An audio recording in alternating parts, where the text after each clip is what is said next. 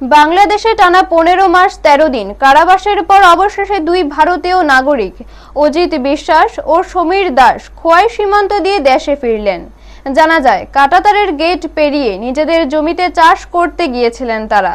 সেই সময় বাংলাদেশের সীমান্ত রক্ষী বাহিনী তাদের আটক করে নিয়ে যায়। দীর্ঘ আইনি প্রক্রিয়া ও প্রশাসনিক তৎপরতার পর অবশেষে খোয়াই সীমান্তের পহরমুড়া গেট দিয়ে তাদের ভারতে ফেরত পাঠানো হয়। এই সময় উপস্থিত ছিলেন খোয়াই মহকুমা পুলিশ আধিকারিক, খোয়াই থানার ওসি কৃষ্ণধন সরকার, মোহনপুরের অতিরিক্ত মহকুমা শাসক সহ বিএসএফ এর আধিকারিকরা।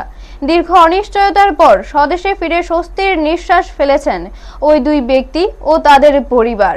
ব্যুরো রিপোর্ট, নিউজ তৎকাল 24। Additional sub divisional magistrate Mohanpur sub division.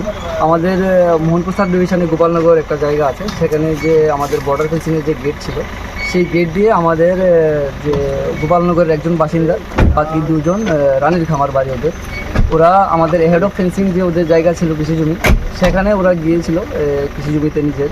তো সেখান থেকে ওদেরকে যে বিডিআর ছিল তারা ধরে নিয়ে যায়। তো তারপর আমরা যখন খবর পাই বিষয়টা, আমরা জিএ পলিটিক্যালের সাথে যোগাযোগ করি ফ্রম থ্রু ডিএম অফিস। সেখান থেকে আমাদের মিনিস্ট্রি অফ হোম অ্যাফেয়ার্সের সাথে যোগাযোগ হয়, সেখান থেকে তাদের রিলিজের বিষয়টা আজকে আসে। তো আজকে তাদেরকে বিডিআর বা বিজেপি যেটাই বলেন, ওরা আমাদের কাছে হ্যান্ড ওভার করেছে। ওদের নামটা বলুন। নামটা হলো একজনের অজিত বিশ্বাস এবং সমীর দাস, দুজনকে ওরা ছেড়েছে। আর একজন এখনও রয়েছে ওদের কাস্টডিতে। ওনার একটু ডকুমেন্টেশনের প্রবলেম আছে, তা ওনার নাম বিভিন্ন কাগজপত্রে একটু অন্যরকম।